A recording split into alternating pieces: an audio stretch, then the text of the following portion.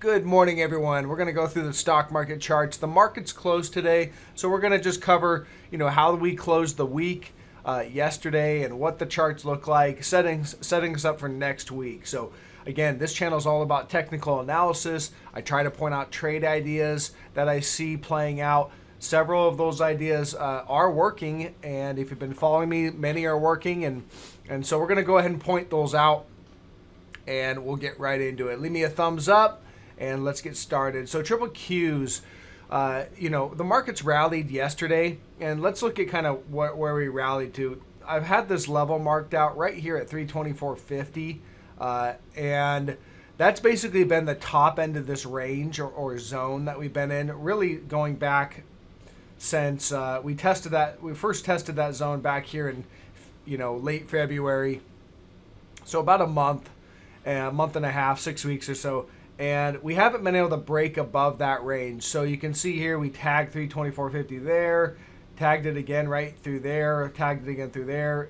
It was rejected again through there. And we closed the day on Thursday right at resistance. So if you zoom in on the hourly, you can see they gapped it up in the morning, and it just traded around that level pretty much all day.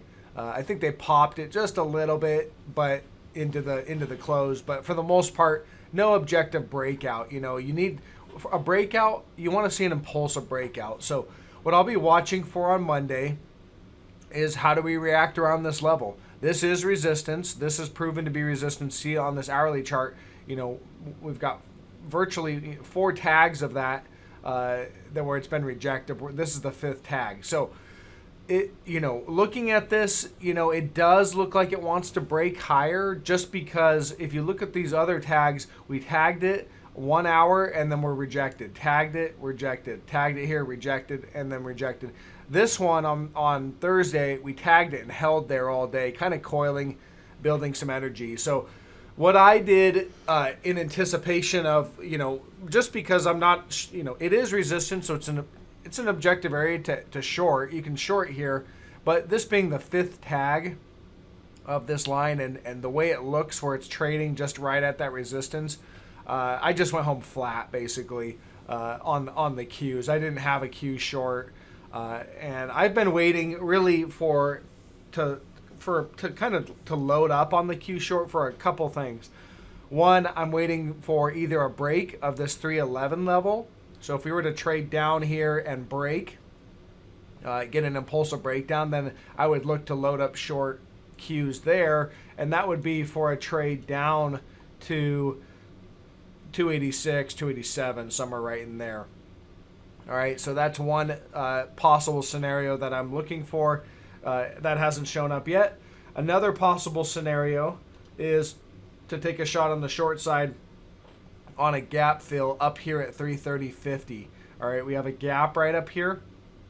So if we break out and run up and fill that gap, I'll be looking to see how the market reacts. I'll likely start stepping in short up here with a stop, not too far above. Again, when you take a short position near key levels, if it, you can stop out. If it goes against you, you can stop out close to your level and, take very small losses. Because the name of the game is small losses. Yes, small losses can add up, but usually when you get the winner, such as this short right here, we got short right here on the gap, and I traded it pretty much all the way down to this 297 area. So that was a drop of, that basically was a drop of about 9%. So if I, reestablish a short right up here at this gap fill and maybe give it a percent or two, it gives me plenty of room. I mean, really, you could probably keep your stop pretty tight, because if you go much beyond this area of, 332 or so, you're going to probably run up and make all-time new highs, all right? And that's going to be up above this 380, 338 area.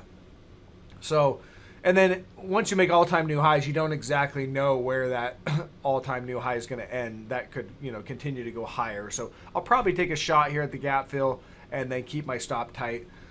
That's what I'll be looking at. So those are the 2 possible scenarios in Qs. So we'll see what Monday brings on that. Let's look at the SPY. The main thing about the SPY is if you go to the weekly chart, you got this blue trend line coming off your 2009 lows, and you've been walking up this trend for years, you can see we tested it there, tested it there, tested it there, held support all through there, broke support in 2018, back test in early 2020, and we're back testing now. We just continue to back test multiple weeks in a row. We're back testing this broken trend. So if you look at the 1 hour, you can see we're basically right there. Yeah, they popped it up in the last hour of the day on a, before a long weekend. That's not a breakout. So this is just noise. The last hour of the day before a long weekend, you pop it above that.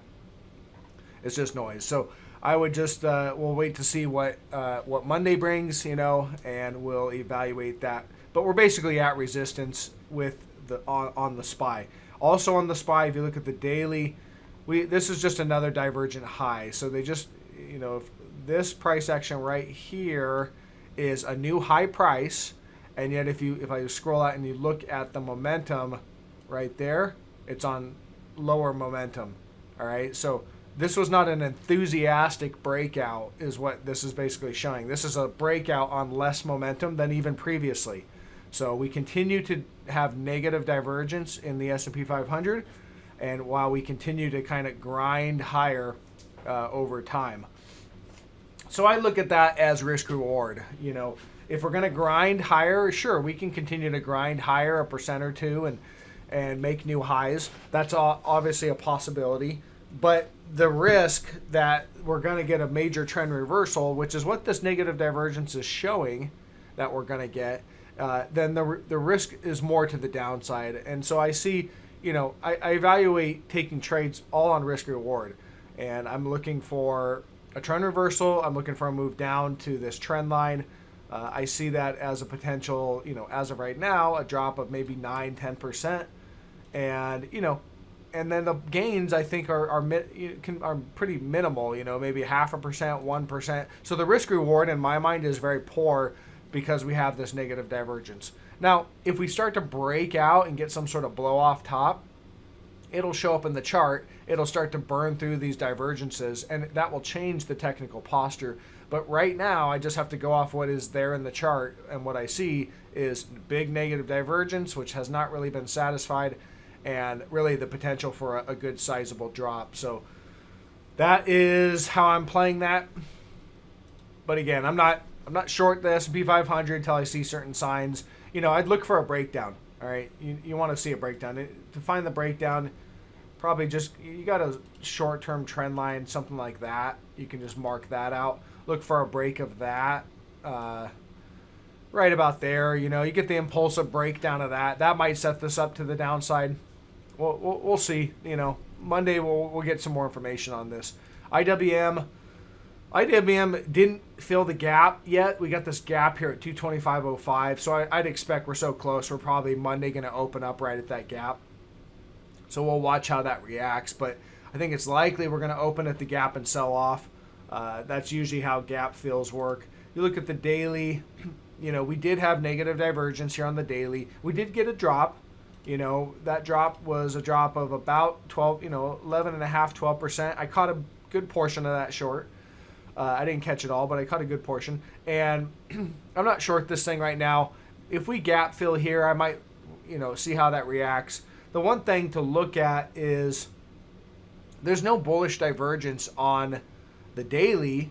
Now, you don't have to have bullish divergence on the daily to signal that this downtrend is over, but it's nice to see, and I don't see it. So all I see is downward price, downward momentum. See how that we're trending down?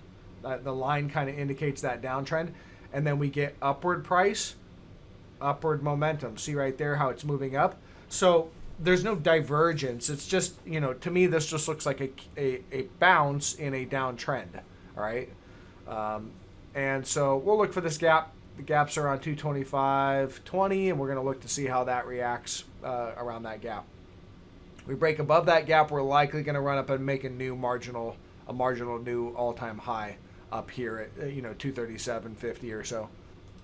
Okay, I want to spend some time on gold, because gold to me looks like one of the most bullish setups that I can find, where it has a very favorable risk-reward ratio. All right, SPY's at all-time highs, can continue to grind higher. Gold's been in correction mode since late August, or early August of 2020. So, you know, you want to buy the stuff that nobody wants to buy right when it's about to turn, right? And the key is trying to find out when it's about to turn, you know, change trend. And I think I'm starting to see it. So you've got bullish divergence here. That's the thing. On the daily, you got bullish divergence. This low, let me just circle it out. This was an equal low to the previous low right here. And yet the momentum was made on much higher momentum. See that momentum, how it's higher than the previous one there, and the RSI is higher here than it was there. So the momentum's moving up, and yet price was kind of still moving down and made an equal low. That's a divergent low, a bullish divergent low. And off that bullish divergence, so far, we've seen pretty impulsive buying. You know, we've come off that, and it's up, gold's up, what, 3.5% or so? So we're, you know, all green days off that divergent low. So just something to look for. If you look at the weekly chart here, you know, potential reversal candlestick right there on the weekly. That's you know, that is a doji there that signals a potential reversal on the weekly. So you want to look for more buy. You want to look for confirmation.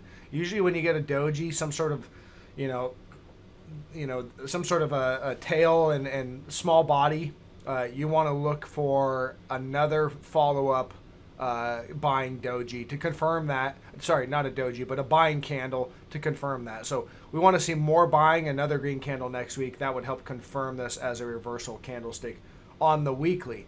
And if we're getting a weekly reversal, then that's likely signaling that this correction here is over, and we're likely going to make the next leg higher, which, you know, could be something like this. You know, could be a big move higher like this. So maybe a multi-year, you know, we don't exactly know, but I think it's very objective to be long gold right now. Even if it doesn't work out, it makes sense because nothing's guaranteed. But, you know, you put the probabilities in your favor and then manage your risk. One thing to look at this HMY. All right, so I talked about that one. That one broke out yesterday. You've got this clean downtrend line right there. And this was your divergent low area right there. We made a divergent low. I circled it, talked about it during that time on my videos. And then I've kind of been talking through this one as it's been building, and I kept saying this looks like it's going to break out. And, you know, what I liked about it is the divergent low. We rallied off of that, hit resistance again, which is that downtrend line, came back down to the top of this support line, which is about 408. That's an area where we held, you can see we held support there, held support there. So we came back down, and that's where it stopped. So that was making higher lows. You had a higher low here, a higher low here, boom, higher high. And that came on a breakout too. That's impulsive. This is what you want to see when you're looking for whether something's breaking out or breaking down. You want to see impulsive buying or selling. This is a gap up. So a gap up is already impulsive, and then the buyers just stepped in and gobbled it up even more. That's impulsive. Looking at the volume, yeah, spike in volume. You know, nothing crazy, but definitely a spike in volume right there. So that spike confirms that there was institutional participation, and again, that's a breakout. So there's really not much more to say about it at this point. I think we've reversed trend. I think it's obvious now to most, and we're going higher.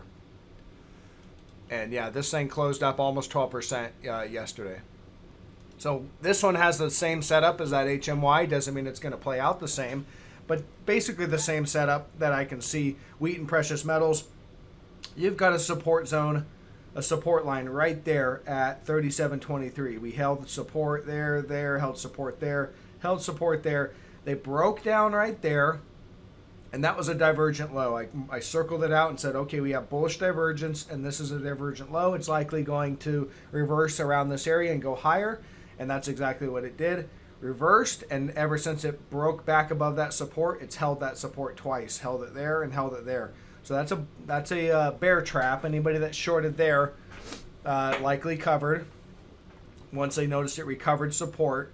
And I got long this thing once I noticed it recovered support. So I'm definitely long this. I added to it the other day, and it's continuing to look good. You can see now we just got to run up and break this downtrend line.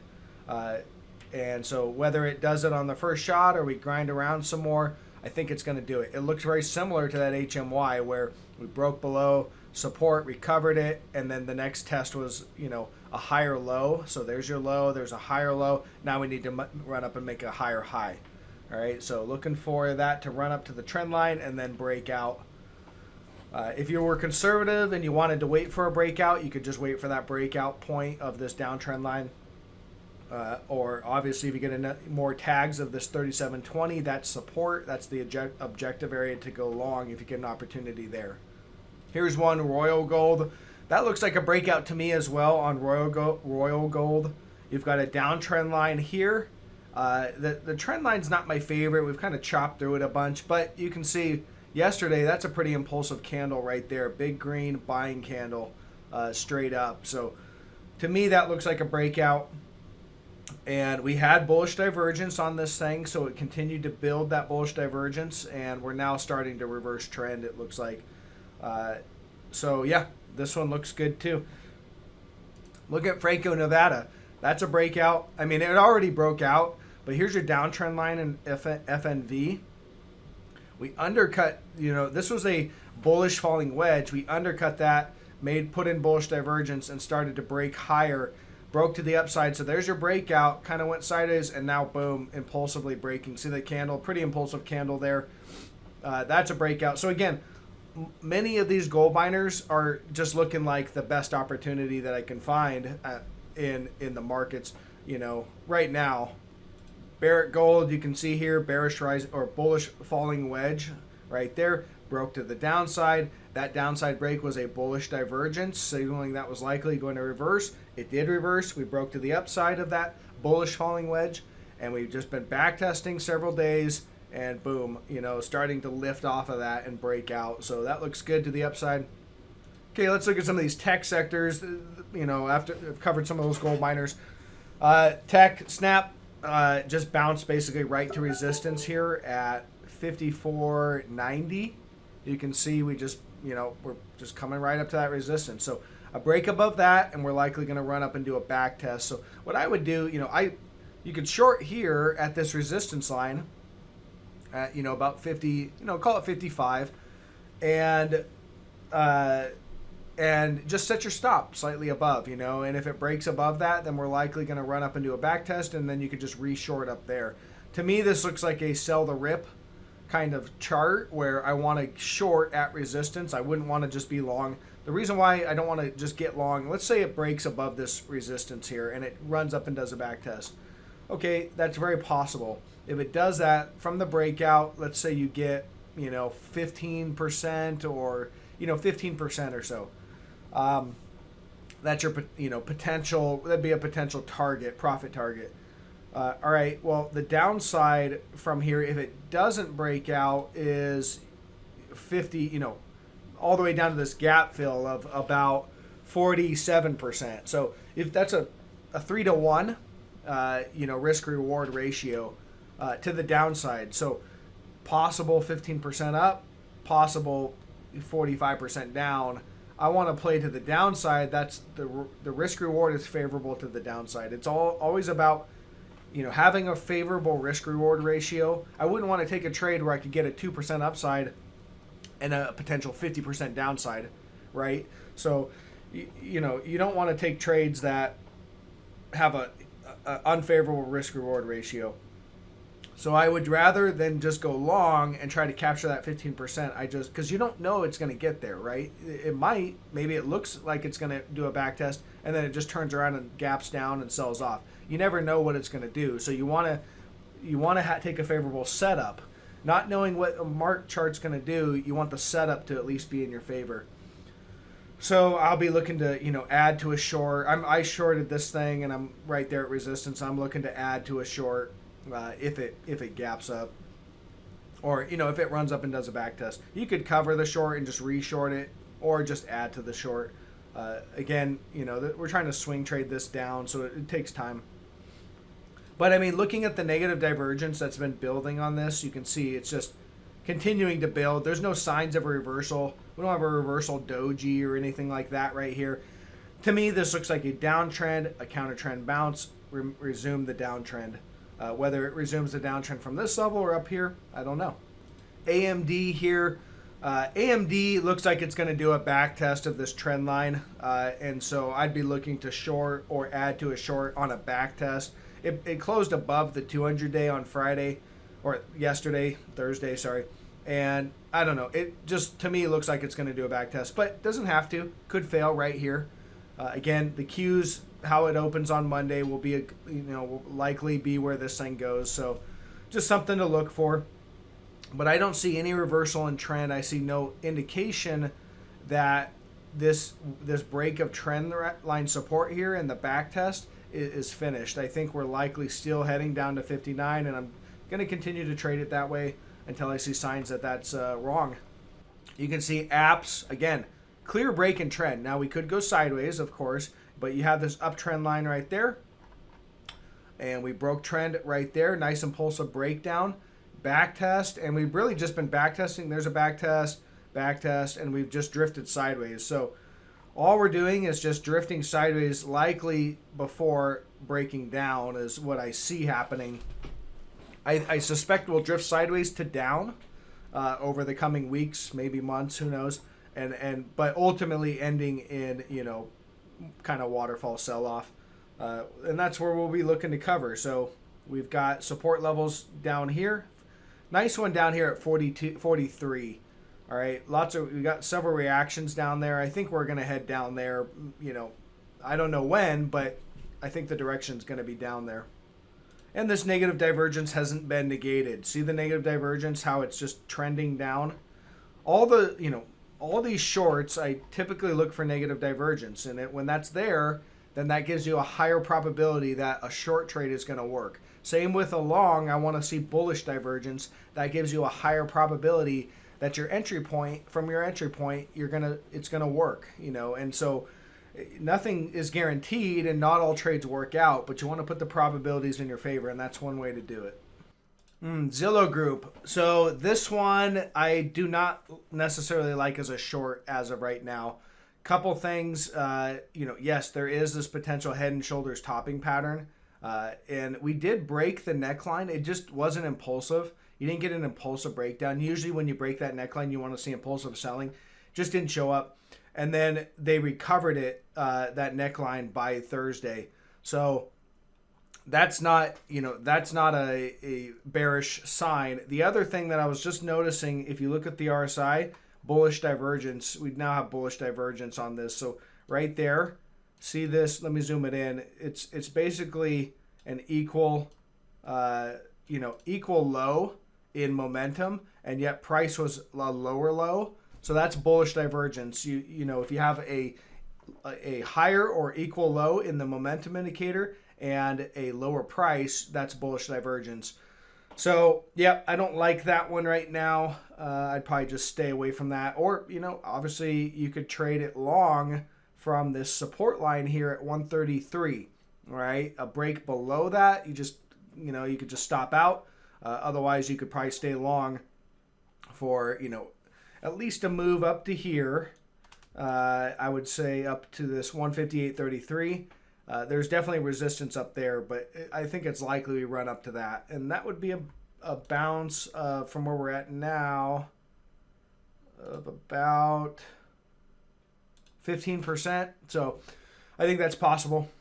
NEO just continues to look like it's downtrending. Again, here's your trend line support on the daily chart. We broke trend right here. We had negative divergence building and building all through here. This was divergent highs. We're trending down now, and that trend has not reversed. I don't see any signs that trend's reversed. So you've got a downtrend. Again, downtrends don't just crash. They come down, they bounce. They go down further. It's the it's the slope of hope. So it sucks in longs on the bounce.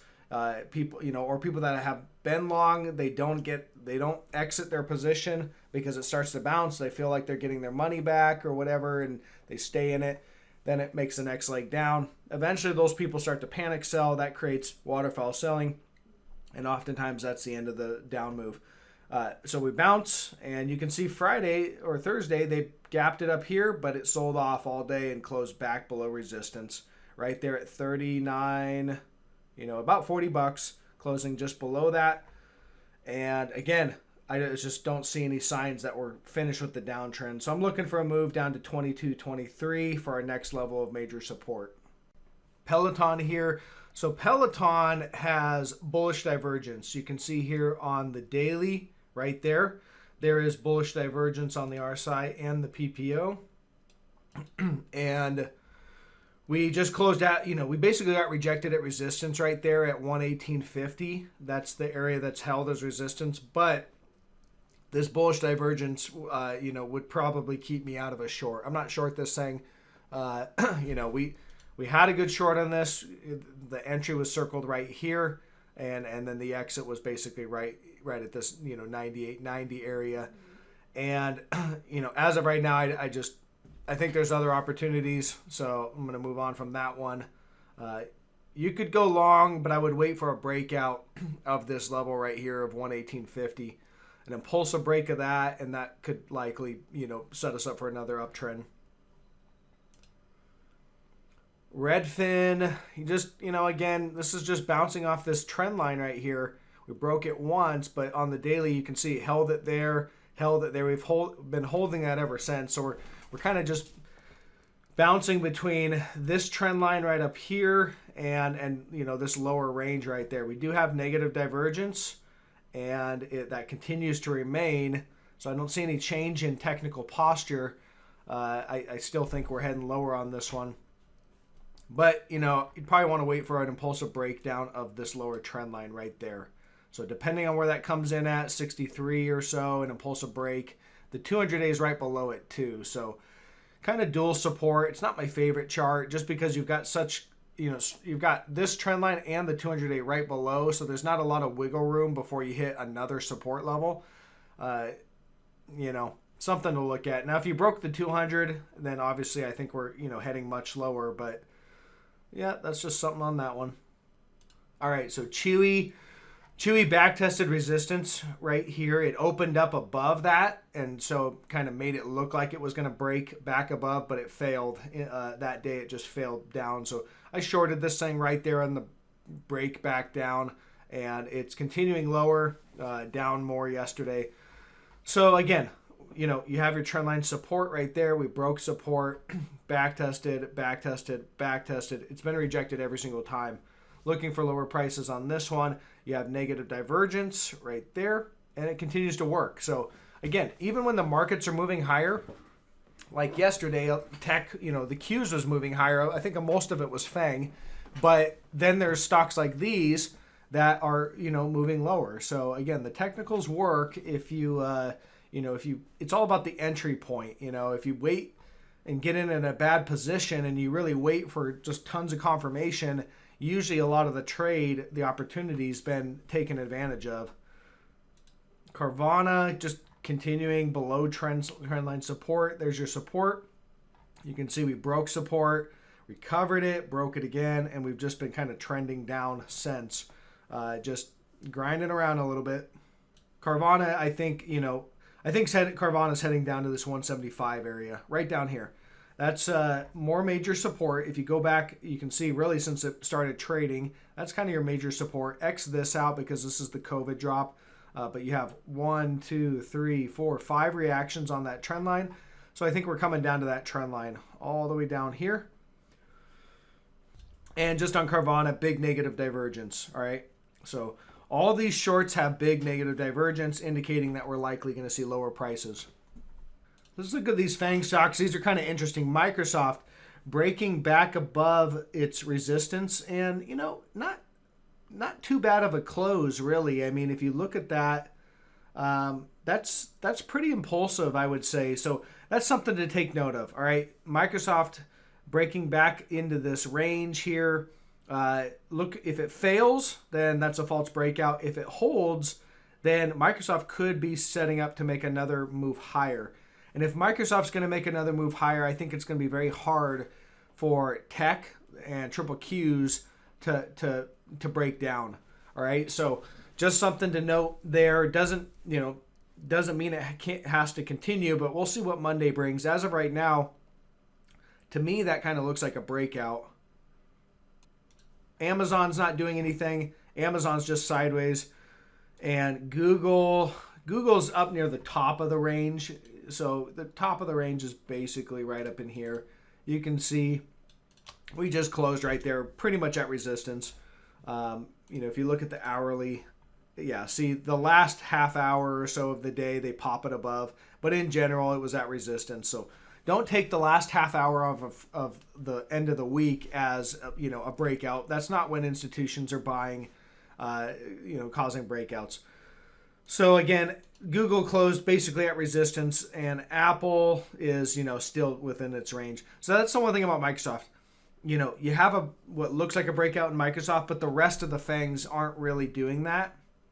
We could probably take a look at Facebook. I don't look at that one too often, but Facebook looks like Facebook's basically closing at resistance too. You can see right there.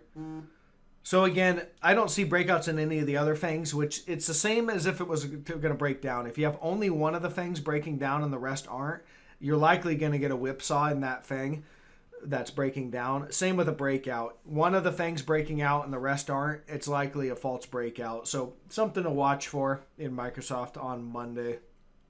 Some of these ag commodities are just continuing. They're kind of looking weak to me. And you can see here, corn, big day on Wednesday, big rally day, but Thursday they sold that back down. So a couple things on this chart. If you look here, you've got, the top right here is basically your resistance line, the former high. And you can see on Thursday or Wednesday we closed right at it. Thursday they gapped it up but sold it back below. So that's holding as resistance. Another thing that this high made right here is just continued right there, that high, continued negative divergence. See there on the RSI, just popped above, made a new marginal high in price, but on much lower momentum. So negative divergence in corn, and I'm seeing that across some of these other ag commodities. And so to me, it looks like we're likely going to roll over and head lower, probably heading down to this 1550 area. As a level of support. If we break below that, maybe we come down to this 1426 area. Those are the two areas I'd be looking for whatever, if this is going to move down, I'd be looking at as those to hold as support. And we'll start to look for signs of bullish divergences and whatnot if and when we get down to these levels. But as of right now, it looks like this thing's going to roll over. Wheat, same deal. You've got some resistance right here, 597 on Wednesday. They popped it above. Thursday, gap down and closed back below resistance. So to me, that looks weak. And you did have negative divergence in wheat right there. So there's your negative divergence. This was your divergent high on less momentum. And we have been selling off ever since. We hit the 200-day. So I don't know. We could be knocking out a bottom down here at this 200-day. In this one, we'll wait to see if we see more signs, but as of right now, it's still holding below this resistance at about it's about 598. Okay, that's all I got. Long video. Just wanted to kind of go through just the end of the week wrap and what I was seeing. So if you guys are new and you haven't taken my training course, take the technical analysis course. Link is in the description below.